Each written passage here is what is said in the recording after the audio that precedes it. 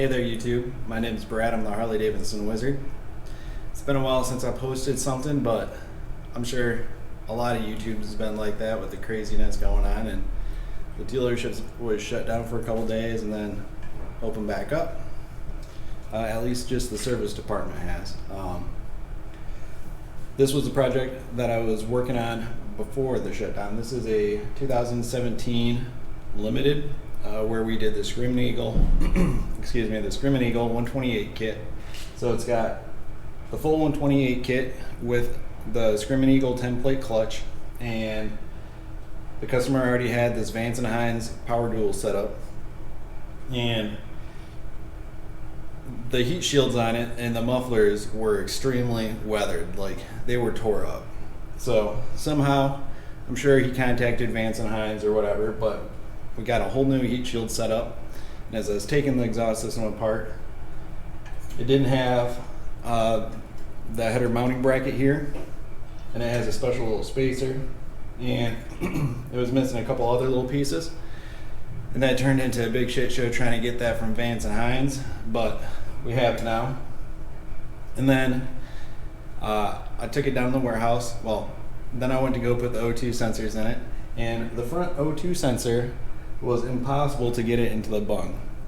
With these Vance and Hines, if anybody's been following my channel, they will understand that Vance and Hines has really done a shitty job as far as indexing the front O2 sensor hole. So usually what I do is I take a wideband O2 sensor and I have one where the threads are all cut down to, so that there's only 2 threads left. And then I'm able to finagle it up in the O2 sensor bung on the back side of this front pipe. But this one fits so tight and so poorly that I couldn't even get it in at all. And this is a tool that we had recently picked up. This is from Techno Research. It's essentially a kit where we drill a hole into the head pipe, we insert a rib nut, and it allows us to sample the exhaust system live with wideband O2 sensors. And it has this little ported air passage, so that exhaust is able to just kind of roll right past the O2 sensor so that we get good accurate readings. This is the 3rd time that I use this tool, and it's the best time. So with any type of new tool, you know, being that we're dealership level, everything's got to be perfect. I don't like to just try a new tool once and be like, oh, this tool's great, everything's great in the world. You know, I want to make sure that everything is perfect about it, that it works well, that it functions well, that there isn't any like underlying ghetto-ness with it. But as far as sampling, this has worked out really well. And what's really cool about it is essentially you just use like a long tube of there's a special type of like high temperature silicone hose that we use with it, but it doesn't require a vacuum on it, so it just makes it a little bit nicer. As far as if you aren't able to get O2 sensors into your exhaust pipe, this is, in my opinion, the very next best situation. We used to use a probe setup where tubes would run up inside the exhaust system, and I'd get the tubes to like right here, but there would be such a delay in the time of sampling where it would introduce a whole lot of other problems as far as the quality of the tube. Like, it wouldn't be as good as it could. It'd be fine. It'd be okay.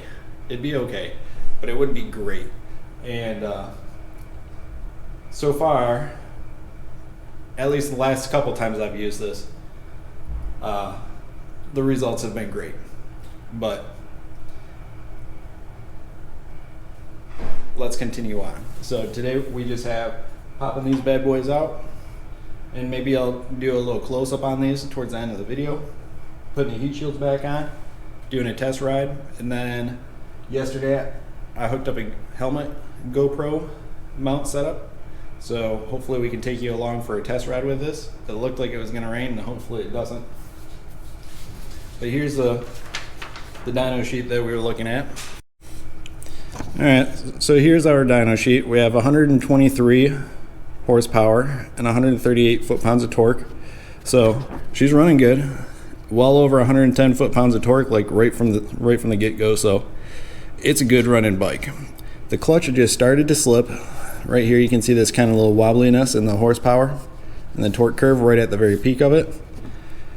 And I went back and I looked in the Screaming Eagle catalog, and of course this clutch setup is rated for 139 foot-pounds of torque, I believe. So it's like, we used to sell a variable pressure clutch upgrade with anything that had like a cam set up with it, but a lot has changed in the dealership since when we used to do that, and we got to get back to that, because it's like every bike I'm running on the dyno, the clutch is slipping, because we're like right at the freaking very brink of it. But that's where we're at 123 horsepower, 138 foot-pounds of torque.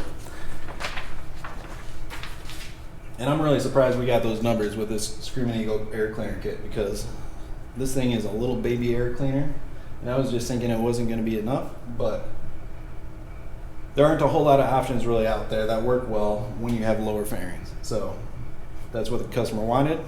That's what we did. It was already on the motorcycle. When the bike came in, it was just a 107 with this air cleaner kit and this exhaust system. And then we did the full 128 kit. I was hoping to do more of a slower paced assembly of the 128 kit, but this guy and this project and everything going on has really drawn this project out. And at the end of the day, I'm a flat rate mechanic, so if I have time to slow down and do things, then obviously that's the way I like to make a video. But with this particular situation, we had to hurry up and get it done, and then we had to hurry up and wait for parts. And then today we have to hurry up and get it done again. And that's just the way this business is, and it sucks. It sucks that it's always hurry, hurry, hurry. Everybody's losing their mind, but you know what? I've been doing this 10 years, and it's like that with every project. So now that I'm done bitching, let's get back to the motorcycle, and we'll just do kind of like a quickie heat shield put back on, and then hopefully a test ride. So here we go. Thanks for watching. Like and subscribe.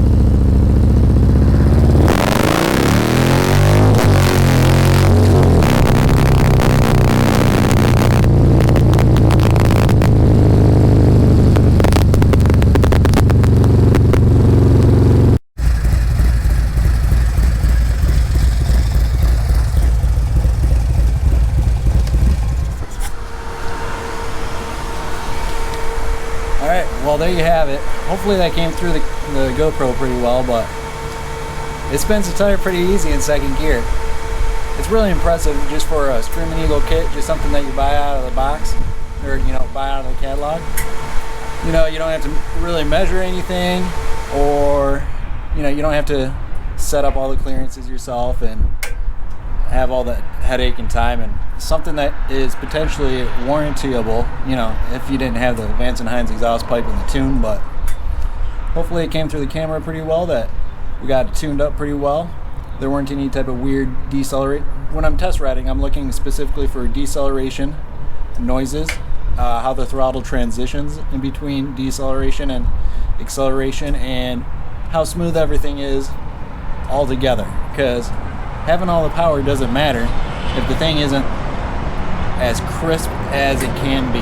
So that's really what I aim for, is the rideability of things. Because when things ride great, people love them. It doesn't, this thing could have another 30 horsepower, but if it has a weird spot where it bogs down, the guy's gonna be pissed, So that's really what's important to me as far as tuning and assembling the motorcycle, and that's what I look for on the test ride, a lot of it.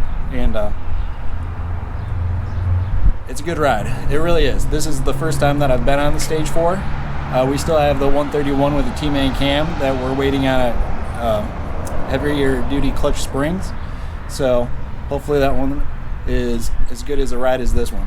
But really impressed. This is the Screaming Eagle Stage 4 128 kit with the Screaming Eagle clutch. The customer is going to bring it back at a later date, and we're going to put heavier springs in it, and that way the clutch won't be slipping right there at its maximum amount of torque. So thanks for watching. Like and subscribe. If you were hoping the engine assembly video was more detailed, I wish I would have done that. But as things were coming together with everything in the world, and the customer and the dealership shutting down and all of that, so it's just how things turned out. But stay tuned.